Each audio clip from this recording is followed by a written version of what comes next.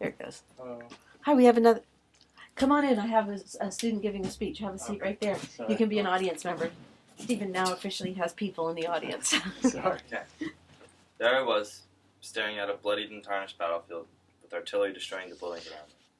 Then I look at my watch, and I close my book. Now, for reading in our generation isn't that popular. So when I'm not stuck watching YouTube or Netflix, sometimes I find myself reading a book. And for those of you who don't know what a book is, it's like a paper-filled brick with a bunch of words and stories inside.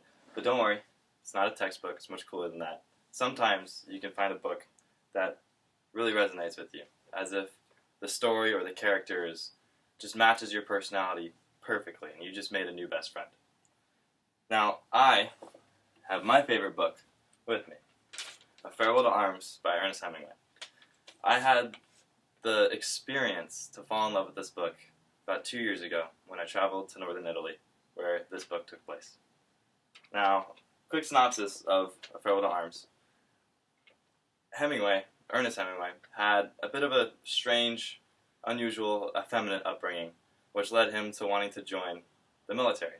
When he tried to join the army, he was denied because he had poor eyesight, and he decided to join the Red Cross Ambulance Corps.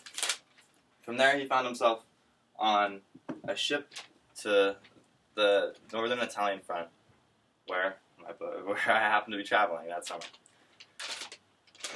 From there, he created the character Frederick Henry, who lived through Hemingway in his own stories.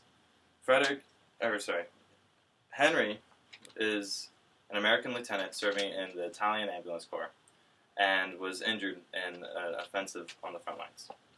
From there, he was sent to Milan and was in a military hospital where he found his first love, Catherine.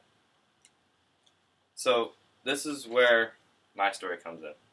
I was on an airplane flight to, it was Marco Polo Airport. And from there, I opened my first pages of A Farewell to Arms. And I got to get excited about what I was about to see, because I didn't realize that this book was taking place in the very places I was going to be traveling that summer.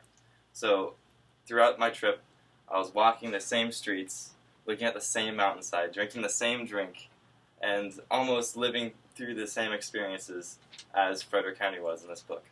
And it was an out-of-body experience. It was beautiful, staring at the Schio Mountains, while reading this book with my bottle of sweet vermouth in my hand, or cup. Bottle was on the other side of the room. And it was just an absolute beautiful experience. And I can't express how amazing certain books could be, especially if you travel to a location and find a book that relates to where you're traveling to.